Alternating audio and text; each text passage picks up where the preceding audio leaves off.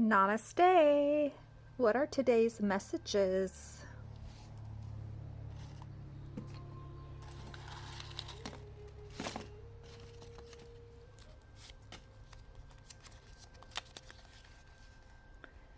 New energy is entering your life. Changes are happening for you. Things are getting better. Everything is aligning. Blessings are coming. A shaman was asked, what's poison? Anything beyond what we need is poison. It can be power, food, laziness, ego, ambition, vanity, fear, anger, or whatever.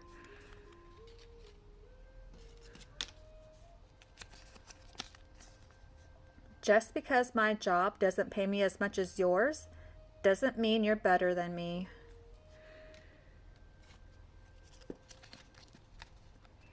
Gratitude helps you fall in love with the life you already have.